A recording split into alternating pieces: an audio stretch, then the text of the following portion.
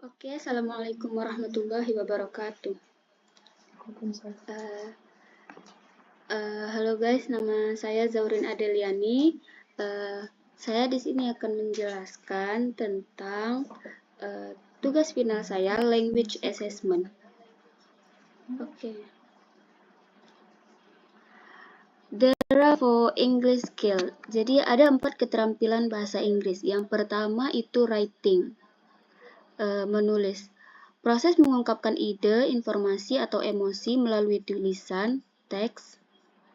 Ini melibatkan kemampuan memilih kata, menyusun kalimat, dan menyusun paragraf untuk menghasilkan pesan yang koheren. Yang kedua ada listening skill, skill mendengarkan.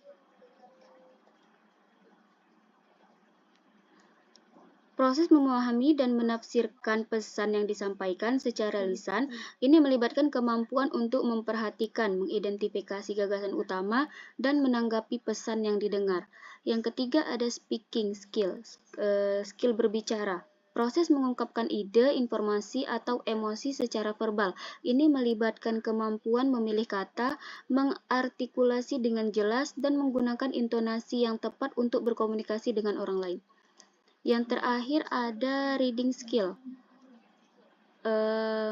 skill membaca. Proses memahami dan menafsirkan teks tertulis ini melibatkan pengenalan kata-kata, memahami makna, dan mengevaluasi isi teks untuk mendapatkan informasi atau hiburan. Oke, next.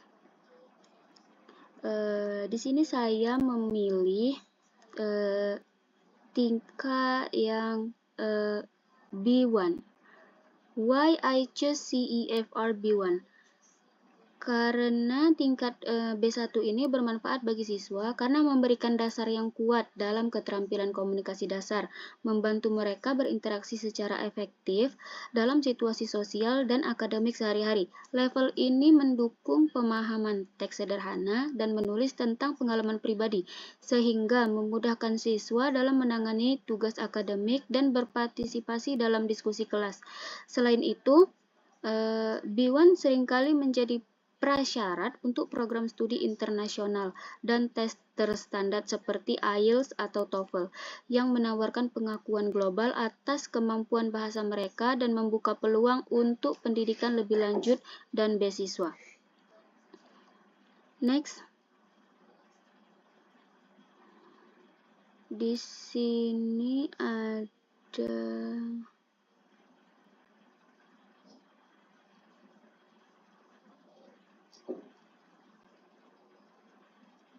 next. Ya. Oh, enggak. Belum. Reading. All of reading test is multiple choice. Jadi di soal reading ini saya semua soalnya multiple choice. Di sini next. Contoh soalnya reading seperti di PPT ini saya pertama ngasih soal cerita, lalu saya kasih soal. Reading passage-nya, Sam and Emily are brother and sister. They have 2 bicycles. They ride their bikes to school every morning. Sam's bike is red and Emily's bike is blue. Lalu contoh soalnya di sini saya kasih, how do Sam and Emily usually go to school? Jadi siswa bisa membaca soal dulu untuk menjawab pertanyaannya. Kekurangannya di sini ada keuntungannya memahami konteks, meningkatkan kosakata siswa. Kekurangannya waktunya terbatas. Oke, next ada writing test, tes menulis. Di sini saya meminta siswa untuk mendeskripsikan apa yang menjadi favoritnya. Keuntungannya itu siswa mengetahui cara menulis, tes deskripsi, membangun minat siswa dalam menulis, dan menciptakan pemikiran kritis. Kekurangannya yaitu kurangnya waktu untuk mempersiapkan jawaban. Oke, next. listening test.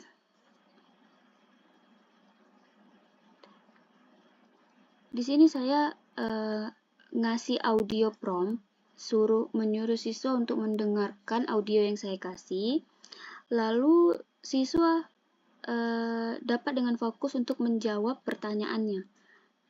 Keuntungannya di sini meningkatkan fokus siswa, membangun pemikiran kritis, melatih pendengaran siswa terhadap pengucapan dalam bahasa asing. Dan kekurangannya itu kesulitan dengan aksen dan kecepatan bicara yang berbeda. Oke, next. Speaking test. Explain speaking test.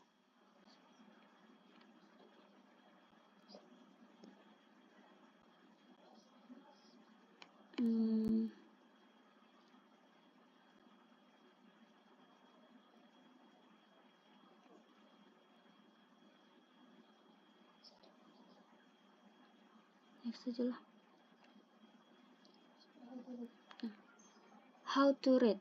Jadi di soal reading saya ngasih bakalan terdapat 25 tes membaca dengan 1 poin untuk di setiap tesnya. Jadi ada 25 poin untuk seluruh tes membaca. Untuk menilai writing. Ada 5 tes menulis dengan masing-masing 5 poin. Jadi semua tes menulis memiliki 25 poin. Next. Listening. Ada 25 tes listening dengan 1 poinnya itu 25. Jadi 1 poin 25 untuk 25 tes. Dan terakhir ada rate untuk soal speaking.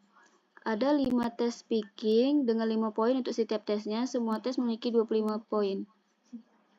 Jenis penilaiannya itu berbicara, jenis penilaian speaking 2 untuk pronunciation, 1 poin untuk grammar, and 2 untuk critical thinking. Oke, I think enough. Wallahul muwaffiq ila aqwamit thoriq.